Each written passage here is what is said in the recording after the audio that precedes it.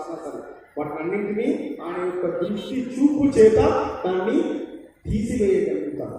కర్మను తీసివేయడానికి ఉపాధి ఎవరు అంటే గురువు గారు మాత్రమే. తల్లిదండ్రులు ఇచ్చిన ఈ దేహమెందుకో, తల్లిదండ్రులు ఇచ్చిన ఈ దేహమెందుకో, గురు కల్పించిన మనస్ఫూర్తిగా మన తనవును శరీరాన్ని అంటే మన శరీరం ద్వారా చేసేటువంటి కర్మలన్నింటినీ కూడా గురువు కల్పించిన వాడు మళ్ళీ జన్మము యొక్క పుట్టేటువంటి అవకాశం లేదండి. తనువులు గురు కల్పించిన మళ్ళీ పుట్టవు,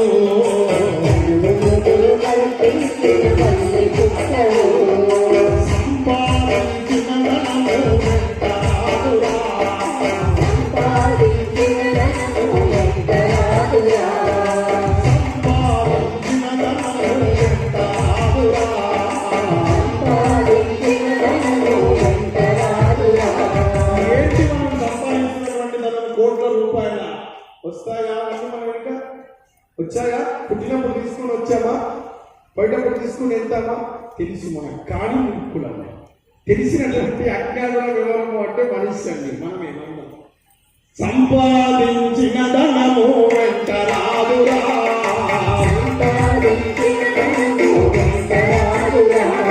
ఏంటి మళ్ళీ నువ్వు సంపాదిస్తున్నటువంటి ధనం అంటే సద్గురుడే నీ ధనమని మరచిపోదురా, సద్గురుడే నీ ధనమని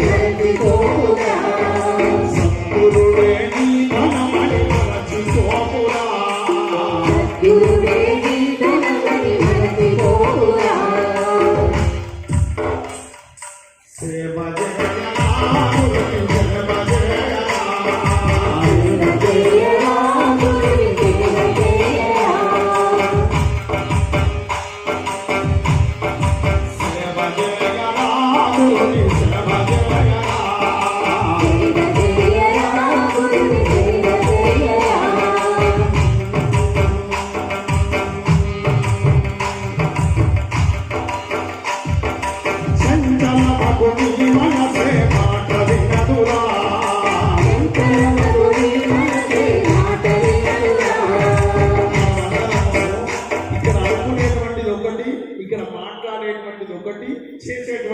ఒకటి ఈ మూడింటికి సంబంధమే ఉండదు.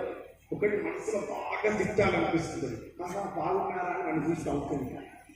ఎక్కించేస్తే చాలా విపరీతంగా చేస్తూ ఉంటాం. దాన్ని ఇంకో దాని మీద కోపం తీస్తూ ఉంటాం. అసలు సంబంధం లేని వాళ్ళు ఇష్టం ఉన్నట్టు తిట్టేస్తాం టైం అంటే మనసుకు నియంత్రణ అటువంటిది ఉందా? లేదు. ఆ నియంత్రణ మన మనసే ఈశ్వరుడు కనిపిస్తే ఎంత గొప్పగా పదం పలికింది అమ్మవారంటే సేవ జయరా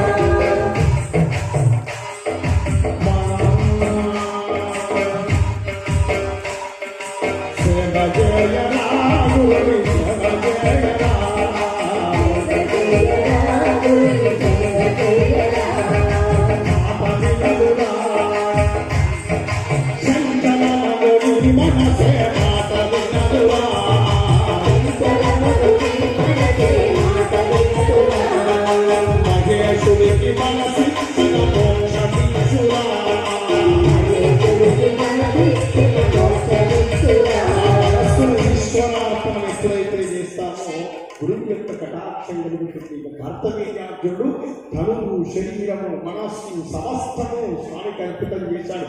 10,000 దివ్య సంవత్సరాల పాటు గురు శుశ్రూష చేశాడు. ఒకనొక సందర్భంలో దత్తాత్రేయ వారు ఉదయించి ఏం కావాలని ఇక్కడ అడిగాడు. మాట మాట్లాడలేదు కార్తవీర్యార్జునుడు. గురువుకు అనుగ్రహం కలిగింది, ఆయన చూపు పడ్డది. ఆ చేతులే నీకు నేను 1000 చేతుల బలాన్ని ప్రసాదిస్తున్నాను. దత్తాత్రేయుల వారే 4 వరాలు ఇచ్చేశాడు అడగక ముందే. అధర్మం వస్తే స్వామివారు అన్నారు, స్వామి 1000 చేతుల బలం వస్తే నేను అన్ని చరిత్ర చదివాను, ఇంతకు ముందు ఏమొచ్చేస్తుంది, నాకు కూడా ఏమొస్తుంది, అహంకారం వస్తుంది. కాబట్టి అహంకారం రావద్దు అంటే అధర్మం వస్తే వెంటనే తనను నిరోధించేటువంటి సత్పురుషుడికి నువ్వై రావాలి అని కోరుకున్నాడు. మనలో అహంకారం ఉద్భవించదు అని చెప్పలేదు. ఆ అహంకారం నాశనం చేసే సంస్కారం అప్పుడే మనలో వికసించాలి. అది మానవుడి యొక్క లక్ష్యం. ఎంత గొప్ప మనం కోరుకున్నాడో. రెండవ వరం. మూడవది ధర్మబద్ధంగా పరిపాలన. నాలుగవది గొప్పవాణి చేతిలో, నాకంటే గొప్పవాణి చేతిలో మరణం పొందాలి. అదే రావణాసురుడు ఉన్నాడు, వాడేమనుకున్నాడు? మరణం లేనటువంటి మరణాన్ని పొందాడు. అవునా? హిరణ్యాక్షుడు ఉన్నాడు, నాకు అన్నిటి నుంచి మరణం రానటువంటి సందర్భం కోరుకున్నాను. దేవదూత్తము కాబట్టి కార్తవీర్యార్జునుడు మనిషి పుట్టాడు, ఒకనాడు వెళ్ళిపోవాల్సింది, మంచి మరణం పొందాలి. అందుకనే ఈ 4 కోరికలను కోరాడు.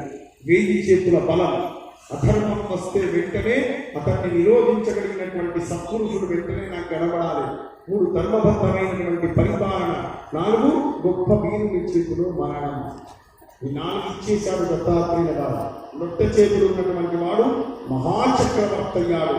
14 భువన పాండవులను 20,000 దివ్య సంవత్సరాలు పరిపాలన చేసి ఆ మహాచక్రవర్తి అయ్యాడు.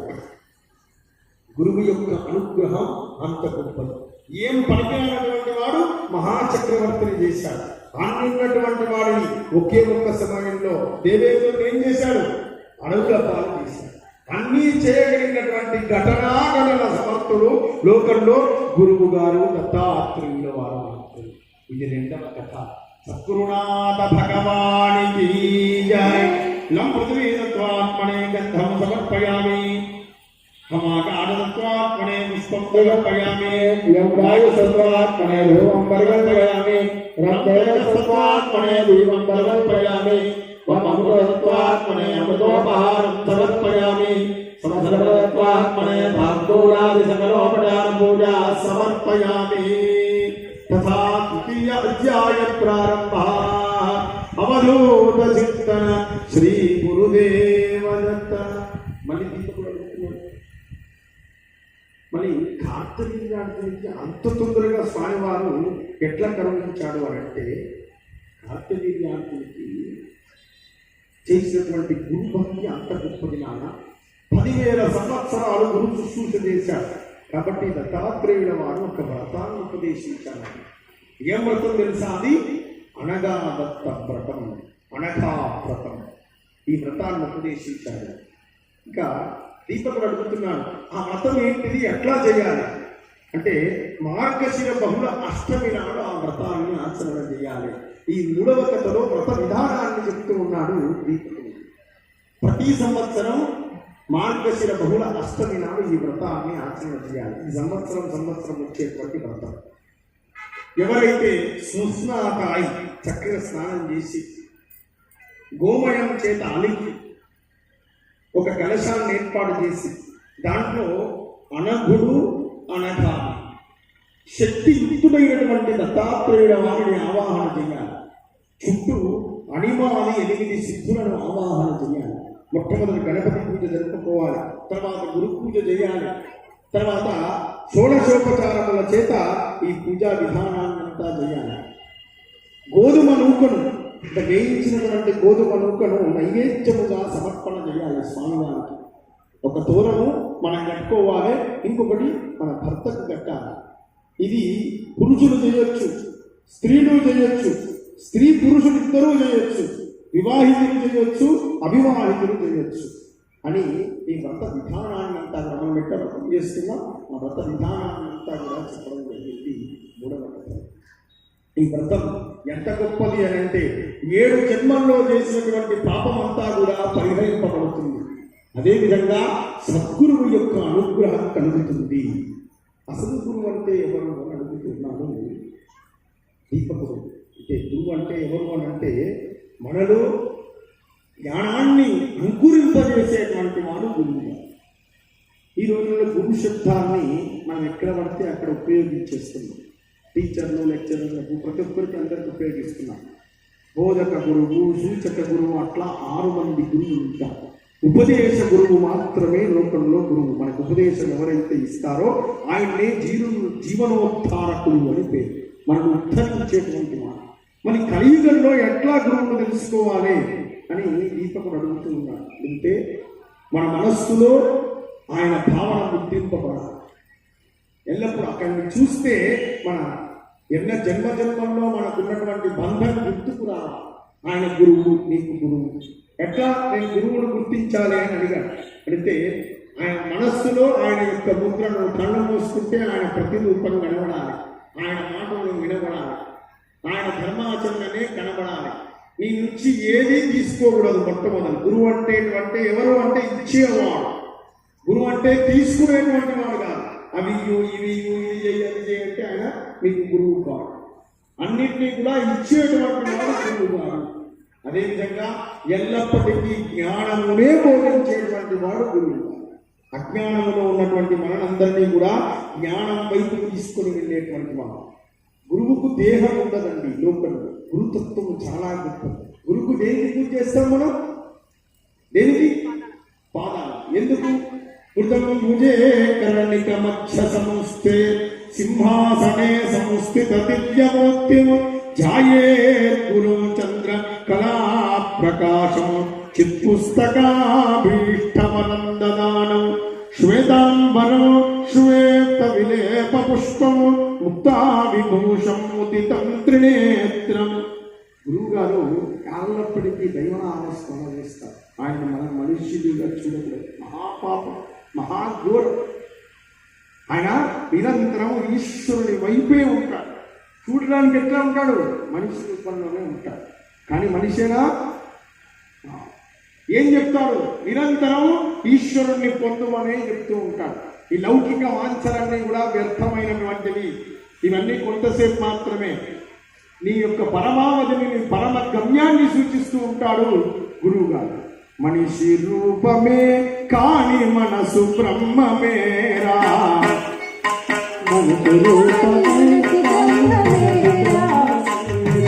మనిషి రూపమే కాని మనసు బ్రహ్మమేరా,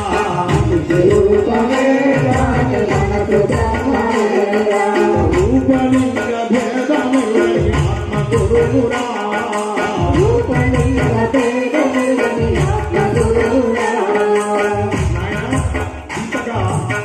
గురువు యొక్క తత్వాన్ని చెప్తున్నాను. ఎవరైతే అనఘాష్టమి వ్రతం ఆచరిస్తారో వాళ్ళు గురు సేవ చేసినటువంటి ఫలితం వస్తుంది. అందుకనే అఖం పాపం స్మృతం లోకే తత్రాపి త్రివిధం భవే యస్మాదగం నాశయతి తేన సామనఖ స్మృత. ఈ అనఘాష్టమి వ్రతం ఎవరైతే నిర్వహిస్తారో వాళ్ళకు త్రివిధ పాపములన్నీ కూడా వెళ్ళిపోతాయి. మొట్టమొదటిది మానసిక పాపం, రెండవది వాచిక పాపం, మూడవది శారీరక పాపం. శరీరము ద్వారా చేసినటువంటి పాపములు, మనస్సు ద్వారా చేసినటువంటి పాపములు, వాక్కు ద్వారా చేసినటువంటి పాపములను హరించేటువంటి ఏకైక వ్రతము అనఘాష్టమి వ్రతం. ఈ వ్రతం ఎవరైతే చేస్తారో గురు శుశ్రూష చేసినటువంటి ఫలితం కలుగుతుంది. కలియుగంలో గురువులు దొరకకపోవచ్చు, చెప్పలేదు, సద్గురువు లభించకపోవచ్చు. గురువు యొక్క సేవ చేసినటువంటి ఫలితం యథార్థమైన వారి యొక్క అస్తిత్వాన్ని పొందారు. ఎవరైతే ఈ వ్రత కథలు వింటారో, ఎవరైతే ఈ వ్రతం చేస్తారో, వ్రతం తీర్థ ప్రసాదాలు ఎవరైతే తీసుకుంటారో వాళ్ళందరికీ కూడా దత్తుని యొక్క పరిపూర్ణమైనటువంటి అనుగ్రహం కలుగుతుంది. హర నమః పార్వతీపతయే హర హర మహాదేవ హర. లం పృథివీ తత్వాత్మనే గంధం సమర్పయామి. యవ్వాజస్తత్వాత్మనే ధూపం సమర్పయామి. గంధైరస్తత్వాత్మనే దీపం పరికల్పయామి. అమృతతత్వాత్మనే అమృతోపహారం సమర్పయామి. సర్వతత్వాత్మనే తాంబూలాది సకలోపచార పూజా సమర్పయామి. హర నమః పార్వతీపతయే హర హర మహాదేవ హర. ఇప్పుడు అక్కడ ఉన్నటువంటి ధూపాన్ని వెలిగించండి. అగ్గిపెట్టెలు ఇచ్చారు కదా, మొదలు దీపం ముట్టియండి, దాని చేత ధూపం ముట్టియండి, ఈజీగా అయిపోతుంది. మంత్రం దాని తర్వాత చెప్తుందా. మొదలు దీపం ముట్టించేసేయండి, దాని వెలుగులో ధూపాన్ని వెలిగించండి.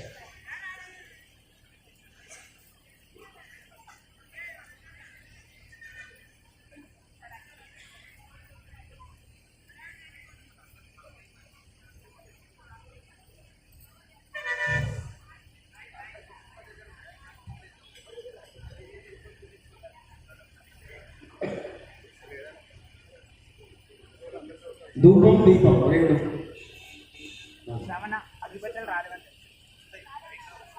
దీపాలు వెలిగించేటప్పుడు కొంచెం జాగ్రత్త అవసరం. చేరులో ఉన్నటువంటి వాళ్ళు, వెనుకున్నటువంటి వాళ్ళకి మరీ వెనక్కి పెట్టండి. కలశం దగ్గర పెట్టుకోండి, మీ ముందుకు పెట్టుకోండి. కలశం వైపుకు తిప్పండి దీపాలు. జాగ్రత్త. ధూపం ముట్టివ్వండి. ధూపం దీపం రెండింటికి పసుపు కుంకుమ అక్షతలు పెట్టండి.